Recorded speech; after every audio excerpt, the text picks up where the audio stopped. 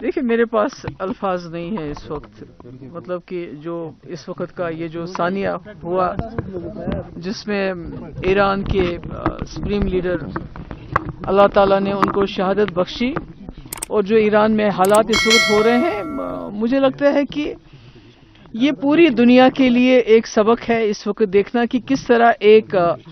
جو وار کرمنل ہے نیتن یاہو، کس طرح وہ امریکہ کا استعمال کر رہا ہے، اس کو کٹ پتلی بنایا ہوا ہے اپنا مقصد حاصل کرنے کے لیے، اور اس کے بہت ہی دور انداز نتائج ہوں گے خاص کر ہمارے ریجن کے لیے، کیونکہ آپ دیکھتے ہیں ہمارے لاکھوں کے تعداد میں وہاں لوگ کام کرتے ہیں اس ریجن میں، گلف میں، باقی جگہوں پہ بچے ہمارے پڑھتے ہیں وہاں پر، اور پیٹرول کی پرائسز، تو کہیں نہ کہیں ہمارا ملک جو ایک ابھرتا ہوا طاقت ہے تو اس کا ایک بڑا اچھا رول بنتا تھا اس وقت اس معاملے میں انٹروین کرنے میں اور ایک امن بحالی کرنے میں، مدد کرنے میں، پر چونکہ حال ہی میں جو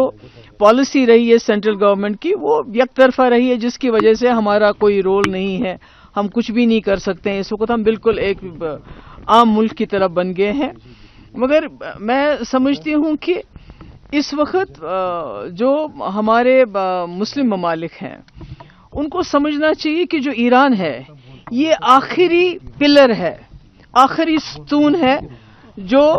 ریزسٹنس کرتا ہے ابھی تک، اور گریٹر اسرائیل کا جو ایک ناجائز ان کا ایک ارادہ ہے اس کے بیچ میں کھڑا ہے، کیونکہ اگر خدا نہ خواستہ اس وقت ایران اس میں فتح یاب نہیں ہوتا ہے تو آنے والے وقت میں یہ جو وار کرمنل ہے نیتن یاہو ہے، جس طرح وہ پوری دنیا کو بلیک میل کر رہا ہے، اور اس کے بارے میں مجھے ذکر کرنے کی ضرورت نہیں کیوں بلیک میل، کس طرح بلیک میل کر رہا ہے، تو جو اسرائیل کا ایک ناجائز ارادہ ہے گریٹر اسرائیل کو لے کے، جس میں آپ نے حال ہی میں سنا ہے امریکہ کا جو ایمبیسڈر اسرائیل میں اس نے بتایا، اس نے ایجپٹ کا نام لیا، اس نے جارڈن کا نام لیا، اس نے سعودی عربیہ کا بھی نام لیا، اس نے عراق کا نام لیا، سیریا کا نام لیا، لبنان کا نام لیا، یعنی یہ سارے ملک اس کے بعد ان کے نشانے پہ ہوں گے۔ تو بات تو یہ ہوتی کہ جو ہمارے مسلم ممالک ہیں خاص کر اس وقت ان کو ایران کے ساتھ کھڑا ہونا چاہیے تھا، جو کہ بہت ہی بدقسمتی ہے، پر مجھے پورا یقین ہے کہ جو وہاں کے لوگ ہیں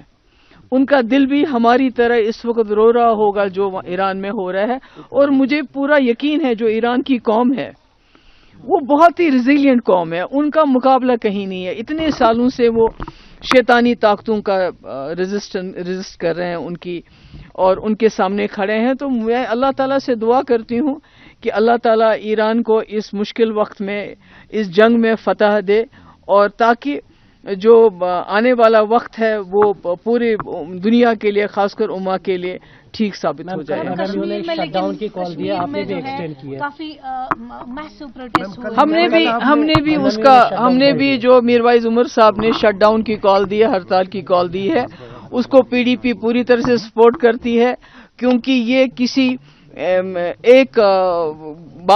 جماعت کی بات نہیں ہے اس وقت، یہ پورے مسلم امہ کا سوال ہے، اور جموں کشمیر کے لوگ ہمیشہ روایتی طور ہمارے ایران کے ساتھ بہت ہی گہرے تعلق رہے ہیں، تو آج ہم ایران کے لوگوں کے ساتھ کھڑے ہیں، آج جو پروٹیسٹ ہو رہے ہیں، اور امید کرتے ہیں ہم کہ وہ بڑے پیسفل طریقے سے کیے جائیں، ہم ان کے ساتھ ہیں، اور جو کل ہڑتال ہوگی اس کو بھی پی ڈی پی پوری طرح سے سپورٹ کرتے ہیں۔ دیکھیے ہم یہی کہیں گے، سرکار سے گزارش کریں گے گورنمنٹ آف انڈیا سے کہ جو ہمارے اسٹوڈنٹ پھنسے ہیں یا باقی لوگ پھنسے ہیں، کاروباری پھنسے ہیں، ان کو جلد از جلد کسی طریقے سے واپس لایا جائے اپنے گھروں میں۔